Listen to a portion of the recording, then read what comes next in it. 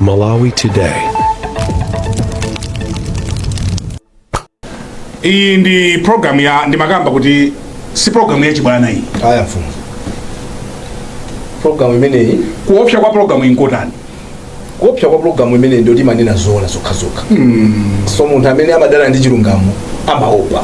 Chifukwa chikhalidwe chathu kapena tizina kuti maka chilungamo cho chikamapita kumphavu. Anthu amafuna kuti yayi titani. So pano timabwera kuzauzana zoona.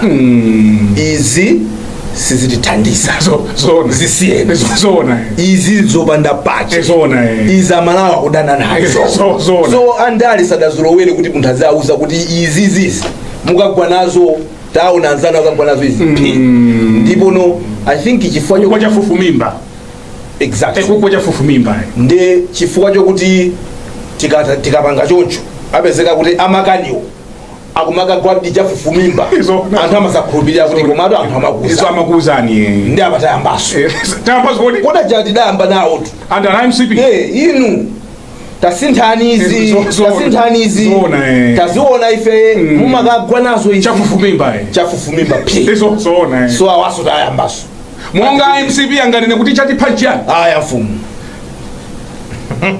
angoni wawo chafufu mimba Wali mwamino simgwazi wa? Mgwazi we? Mgwama tiwa nisangazi we? Uli chafufu mimba dejari IMCB lero anganine kuti chida tigbatsa chafufu mimba njani angatifu zino cho? I think ndinenezo kuzana ndi program. In fact, lero kuchali chiwina na ndibeza ndamanena kuti pali information ina yake ndabasa nkwenda vivi ngoti sina yankulani ndabasa nkwenda vivi chifuka iniyoto program ija don't underrate yourselves. Makala mukuthandisa kukonza zikoli. So pali zinthu zina zokuti ife sitingathe yankhula kwina kulikosi. Koma anyamata ndonena kuti muziziziwa inchongo zoti muziyankhulira anthu. Chifukwa all we want is a better Malawi. And Malawi amene wana ndikhuza kwambiri kuti alipo anthu ena amene amationa ngati atumiki ofunira zabwino zikulino. Poyankhula zinthu ngati izi on a big platform like this one timakhala kunena kuti tikupanga an appeal to those in authority on behalf of the people of Malawi. Yes. On issues that are critical. For not to mukamba zinthu wamba. Timakamba zinthu zimene zili very strategic for national development. Zinthu zonena kuti boma itakhala kuti yazichita ignore tikagwa ngati dziko. Ndiye amafunika kuti ena alimbe mtima, ena ayankhule, and if we happen to be privileged to tip a platform imene number 1 television station Malawi muno. Media station yonena kuti is the oldest media house muno Malawi. So nditundi mwayi wopadera komanso programu injamphamvu chifukwa palibe wandale amene anganene kunena kuti programu iyi sinandikhuzepo ni one or another kapena kunena kuti it cannot play any role, it has no impact on many anthu akuganizira pa zinthu zosiyana-siyana. Ine alipo amayi ena amakonda kuimba phone amakonda kunena kuti mukudziwa mmatisegula kumaso kwambiri mmatisegula kumaso. What she was really saying is mmakhala mukuchita shape the narrative mmakhala kuti mukwaunikira Malawi kuti palitu nkhani iyi koma bwanji mmatisegula maso osati kumaso ya maso mmatisegula maso so mmatisegula maso kuti kuona ndola koso jani sona simula lako ikati angazi mukweleza mundu jani ngazimfuna kusokoneza zi sindusokoneza mmatisegula maso kamvatu fati bintu ngoku nzimba ngabatana nu platem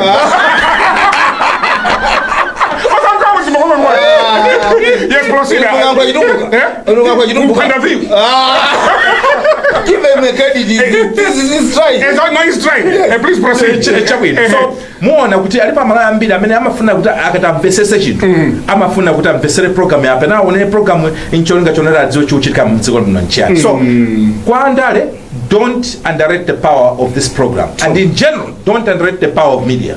Funso lakuti Nafe saswa kuti MCP akhoza kudabwa kuti chatiba ya nchiyani ndikufunsa soyi pamenepo nde kuti asankha kutero chifukwa chidabaya onena oyankhula adalipo ife amene tilipa tinayankhula zambiri mmene amachita bwino timayamikira koma zambiri zimene zimalakwika timayankhulanso pano mpaka namene akutida kumene kumaona ngati kuti mwina ayi ndithu mwina tinawo personal issues koma ayi ndithu. So the same thing advice imene ndimene kupita ku DPP same advice tingapereka ku MCP. Yes, same ndipo ndimafuna nditsindike pamene same kuti ife maso athu kumakhala ku misonkho. So MCP atha kutichedwesa pano padagwa, they are leaking their unzu azitolera. Koma inu amene muli mbwalo ndi amene tikujama nanu inuyo chifukwa makhalira misonkho yathu kumene koko. So inu a DPP tenti zimvana pano tisakangane tizimvesesana tikati izizi zikulakwika anthu amalawi ambira kuyankhula mukakula mtima mutazuzulidwa muzasweka anzanu azasweka. Say that again. Tiziphunzira zitsanzo zimene zimakhala nazo moyo nzoti tiziphunzirapo. Inu mukapunthwa apo ndiziti apali mwala naona banda akupunthwa ndizembe chonchi. Koma inaso ndikamapita aswaipo kumakaganiza kuti yanga ikathamosiyana ningoza mfumu. So inu a DPP mukuziwa kale inu ndetisavutikane nanu chifukwa mudali kale mbwalomo mutaumisha khosi amalada kubudula li get out. Ndipo muzita mwamwayi kuti MCP idaphoponyesa zambiri. MCP idali mwayi kadatha kukhalira chinthu chimene chachi koma naoso kulowa mene mulowera nukulo inu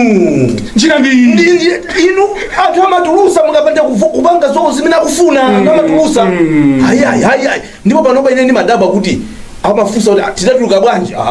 Mnatuluka bwanji simmamwetsa pasani mpira chonchika timati kakeke mumpira kupasani kakeke chonchi kuti mungopondera muchonchi atsogoleri.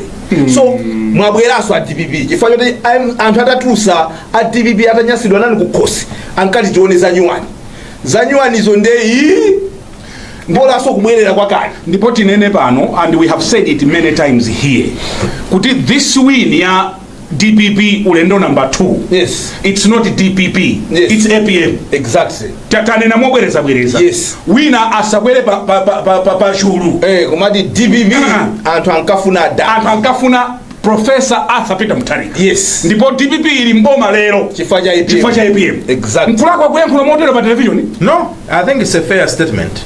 Of course enanena kuti ayi munthu yo samayenda payekha amafuna infrastructure ya chipani koma tinene kwambiri kuti brand ya Mutharika ndi imene nawasuntha anthu ambiri towards kuwavotera DPP wakuti mpakana alowese mboma chifukwa kwambiri anthu amakamba nkhani ya proven leadership amakamba nkhani ya experience imene Mutharika adaonesa nthawi yawo nthawi imeneyo chifukwa kwambiri tu anthu amachita compare ndachakwera anthu amene kuma wakhala decision making kuwavuta iza kuti sizikuyenda atikwesa maupangiro osiyana kumakhala ngati sakumva koma mwina titabwerera konkuja mwina atatiwo atha kutimvera and what in the second term he will have nothing to lose. Yeah, his final term he will have nothing to lose and azikhala kunena kuti sakunyengereraso munthu ayi chipakumbukira linalipo nthawi ina yake imene atadiwa ankafuna kusiya ningoti adasiya kumene and mukumbukira kuti DPP it was all over the place. Piri adakhala mpando ndu zuno amanena kuti tidachita ukapempha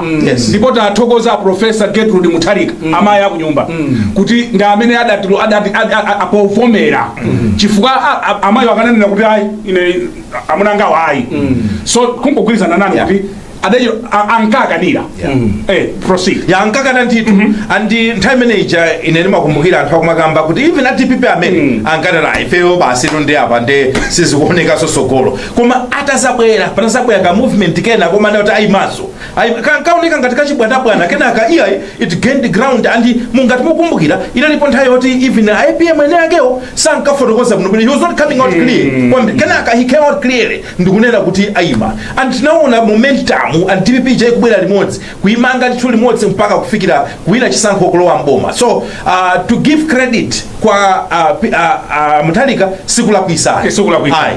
Yeah, I think you could timalizisepo kuti ndi nkhani zingapo zoti tinene. For me this was a competition between Achagwera ndi IPM. Zipani zawo mutati muone malo ambiri maphungu awo because anthu timapanga measure strength ya chipani by the number of MPs that we're getting. So you would see kuti malo amene even MCP mawina phungu ni mavote ochuluka ikafika pa president anthu amapereka mavote anthu omwewa amene asankha phungu wa MCP ikafika pa mavote kukapa mati iya apapai amapereka mavote kwa IPM. So you would see, look at the pattern. I mean, in there, I was paying attention to what was happening. I was like, how can this be? These people are saying, we are okay to have a member of parliament for MCP, to have a member of parliament for UDF, to have a member of parliament for whatever, but when it comes to the president, we want APM. So it was for me more or less like Achakwera and the IPM and not MCP and DPP. Okay. That's why you see they maintain the positions out when we ama wina. Koma pa president baja unkulukuta moyo nde amachaya kukwetsa. Why? It's because people probably had the problem with many people. When they looked around, they were like, maybe let's go back to this guy because parallelism to Zimina Tamaona, Zimina IP manager, which I believe Achakwera didn't do better. Because if he had done better, Malawians would have said, no, let's maintain him. Now, you can decide to look at this at your own way. Komano, at the end of the day, numbers. Numbers it means you start to deliver. So, denial is part of the urgent, but if I were them, I would say, why is it that people opted to bring back APM and not continue with LMC? Nkani zathu za lero amfumu nkhani yoyamba ndi kusankhidwa kwa George Patrick kuchoka pa unduna wawo Minister of Trade, Industrialization,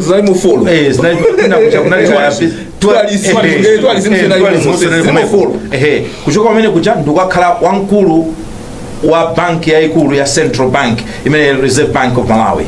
Ndiye pali zokamba zambiri kuti kodi pamene asankha kukhala kumeneko ndoti amafuta mwale ndoti acho said amanala governor chabona umina kumeneko tamvesesa kumananga position yawe imina ya minister ndekuti is he still minister ndi anthu ena kufunsabe kodi why didn't government clarify kuti atiuze kuno bwino kapena chimene chikuchitika kwenikweni nchani chifukwa ma changes wakuoneka kuti achitikapo angapo within the first 3 months of 4 akuna ma changes amene what do they mean to us kuti khale ndi chikhulupiriro chotani pamene leadership ya Mutharika ikupanga ma changes amenewa komanso pali nkhani ina imene tukamba za ma allegations of abuse of funds at the Greenbelt Authority kumeneku kwamveka ndithu mphekesera zake zochita mpaka zopereka mantha zopasa mantha manambala andalama kumaona kuti kodi zongopeka kapena nzoona ndalama zokuti anthu amatenga ulamuliro wapitawo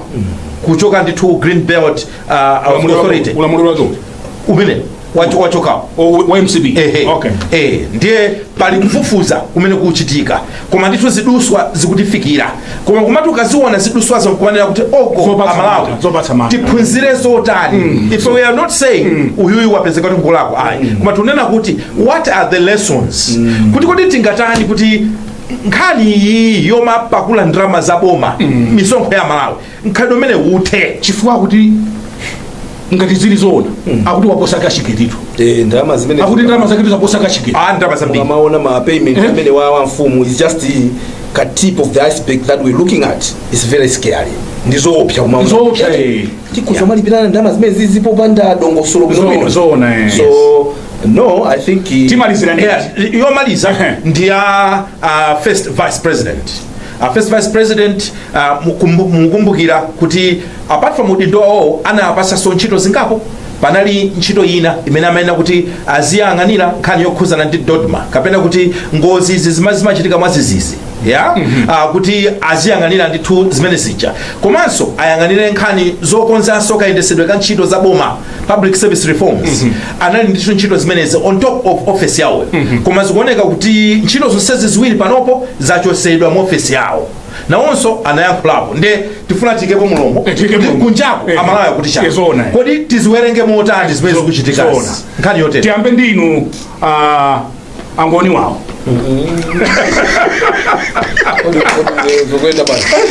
uyu wachoka straight kuchileka wale unalo wa ugali tiyambe ndinu angoni wawo apenda vipi tawala kwa kazindikira kuti ndazi na wala kuitsa akala kumajina ya dada andale soda mazina wazindikira kuti ndasojera ingo ichala basi ulikuta abandibi ndabati nikaichola bati wewe unachoka esa amkwenda viwi amfumu aujeni George Patrick adasankhidwa ngati nduna yoona za malonda za tourism komanso industrialization janjani so amene ndikukumbukira amene amawasankha president Mutharika adafotokozapo kuti mkulu amene ndakumana naye ku America nkapanga presentation yache ku England sorry I beg your pardon yes ku England nkapanga presentation yake I was like kuti tinda Malawi odziwa choncho because anthu ankadawa kuti apatichi atulukirapo so ankaena afotokoze kumene adakapeza now anthu timaziwa apatichi ngati munthu wa banki iwo agwira ntchito yawo ku banki ya national nthawi yayitali anali mkulu wa banki imene zaka zambiri ndi atapumula kumeneko ndimene adazapita no ku Ujeni ku press corporation umeko sadachoke kubwino however sadachoke bwino sadachoke kubwino kulizosumirana kuni khani zikuza iwo baja iwo undanza wena awiri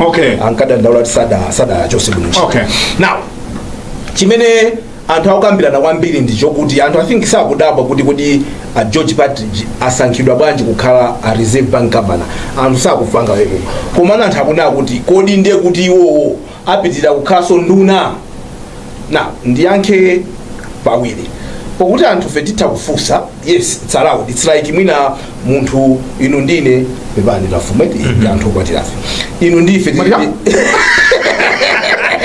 example ufuna peleka ine to kwatira onde awaisakhuti yasakuti sipangani ndi azimai kunyumba esona ndeti tulukire zinzanthu ababanja ndicho kapo newa tulukira ndi wina ne madam akudaba kuti when did we divorce esona kuti dasiyana ndi mukanga ndi mabulisa wanyuwani ile ndili pati so zitakuveseseka kuti poti mwina anthu timafuna kuti tichite kunena kuti mmene zatenemu ndiye kuti George Patrick asiya kukhala nduna you know anthu enafe musamangochita assume kuti timva so sometimes it's good kumaganiza kuti amene angavutisise kumva ndi ndani timuyankhule amene otherwise under no circumstances considering kuti even a president ndi lawyer wa constitution anthu akuziwa kuti malamulo athu amanena kuti munthu sungakhale ndi maofisi awiri aboma sungakhale iwe nduna iwenso kukhala Reserve Bank governor so sometimes munthu you think kuti it's obvious kuti the fact that he is now being appointed as the Reserve Bank governor automatically he ceases to be the minister so we pali ena amene akuganiza ngati kuti ndi a minister mpaka yes anthu alembapo kuti this is akuti chani kodi kusankhidwa kuti ndiye kuti munthu akhala ndi maofisi awiri so yakhala kuyankhulidwa kwambiri kunjako inu mukuyimvetsa bwanji ine kumvetsa kwanga ndikuganiza kuti the moment adasankhidwa kukhala governor ndiye kuti uminister wathera pomwepo manena kuti normally munthu ukhoza kumaganiza choncho koma pali anthu ena amene amafuna kuti zinthuzo amvesese bwinobwino kuti muite kwafotokoza kuti mmene zatenemu ndiye kuti asiya kukhala nduna mwina president achita promote poti adali nda deputy aujeni kapena asankha nduna ina whatever but that's why ndinabweresano kuti president yokhala kuti ndi woziwa za malamulo a constitution akuziwa what the constitution says about holding two public offices. That's right, yeah. I don't think we can sit here and say kuti ndiye kuti inu munaonapo Reserve Bank governor okhapo ndunaso kwenikweni so that's why I'm saying kuti sometimes you just allow people kuti afunse pokuti anthu akwena kufunsa but sometimes zina zimakhaza obvious. Yes, that's what my input. Yeah, ine kuyankhula kwanga koyamba ukhala kunena kuti nkhani ziwiri nkhani yoyamba ndi Minister of Information ntchito yawo ndiyo tipasa information komanso ku State House kuja a president aliso ndi communication desk imene imathandiziranso kupereka mauthenga aja kuno kwa Malawi ne ndingopempha kwake nkonena kuti nthawi zina tizitha kupewa unnecessary phokoso in this country powapasa Malawi the necessary information basi chifukwa kungoyankhula I mean what would be the problem yes ena tonena kuti it's automatic kuti ngati wapita uku ukutundu wachoka yeah komanso at the same time wina atakufunsanso kunena kuti what would you lose mutanena kuti George Patrick is no longer has moved from Minister of Trade, Industrialization, Business, Tourism ndikakhala sopano Reserve Bank governor yeah uku president in this due course ayikapo minister asankha minister ku minister menachoka. What's wrong with that? So kupempha kwange kuboma konena kuti tamachitani communicate kuti pasamakhale zoyankhula amlingwi machiyankhula kuti amlingwi ndigwire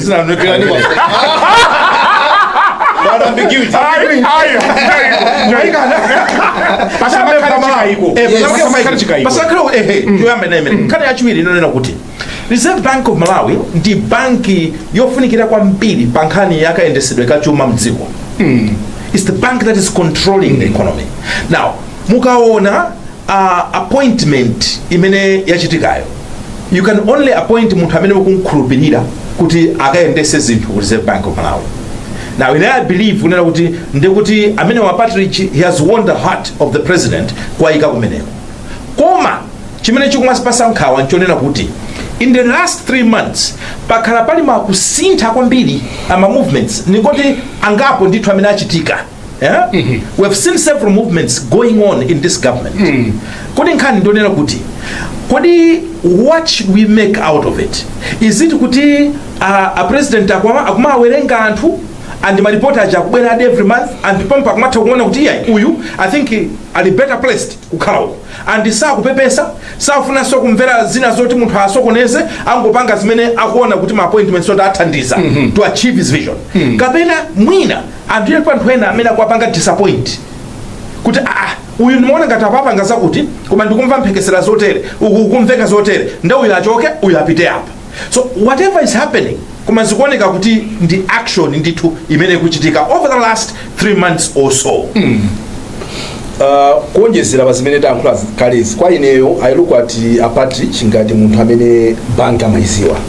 Ayikhala pamwamba ndithu kuyendesa National Bank and National Bank ndi bank yoti mdziko muno ikoza kuyima pa chulungu kuna kuti tapanga zazikulu adamanga I think chinyumba chija chofesi cha kublanda kuti iwo ali mkulu wa kumene kuku atakuonesa zimene apanga. So kupita kwa Patrick ku Reserve Bank of Malawi I think ability yangana ndi chidwi kuti Reserve Bank ikhala yotani.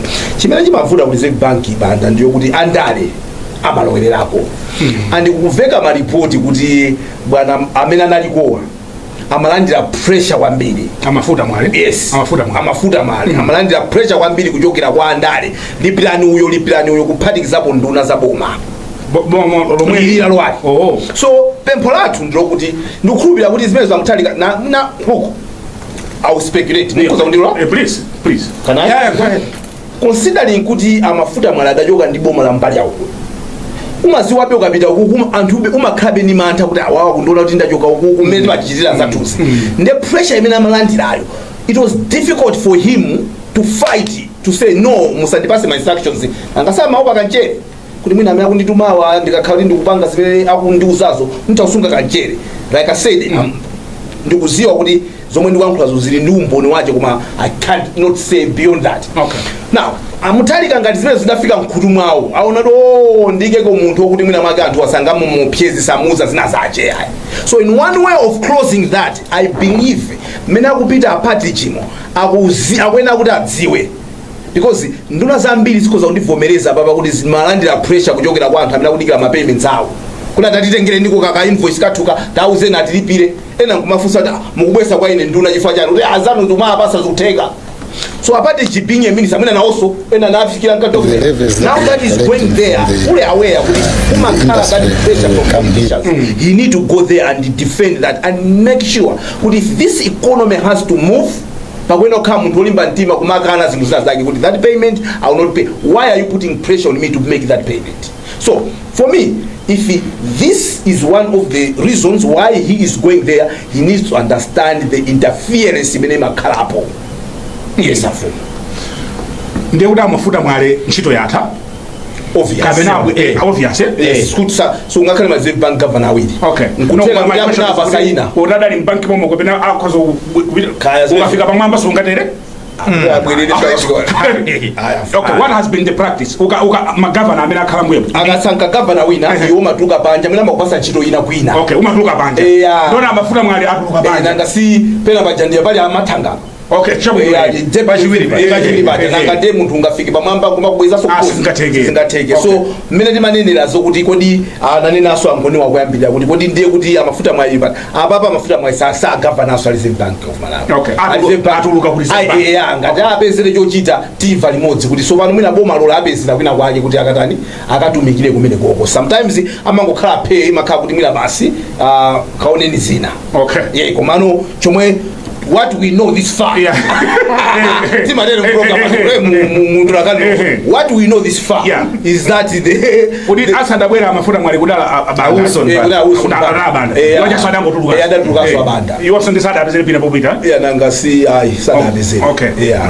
so what we know this far ndio kuti George Patrick akupita kwa Reserve Bank governor, and I can also say kuti asiya ukhala nduna ya trade. Sezo ndeza obvious because there is no way he can be combining two public offices. We've never seen it before. How can you be governor and minister?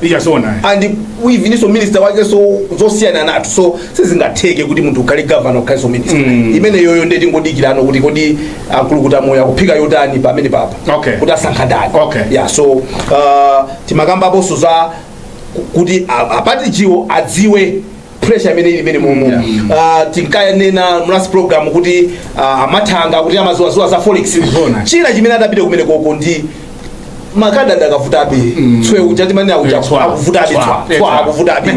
Can we please find solutions to this problem kuti tikamafuna kupita ukacheza kwa neighbor kampa Mozambique pa tisamachita kukachira kuchonderera kagwira mwendo wa bank manager please chonde ndikaireni kukawani 1000 kapa kauje ka dollar kameko. So can we fix to make sure kuti sada kuza ndikuta kuikira ni mwakuti ukafika umene kuja kodiliye nali bwino ife bambo tachoka ku bank basi tili bwino kafika umene kuja bambo adateka uyamba katikena kuimba kuti asada kupasa nimeyalo pasani ija mwote maja kutaniza nini mweze akuti patira programu imazowa ndi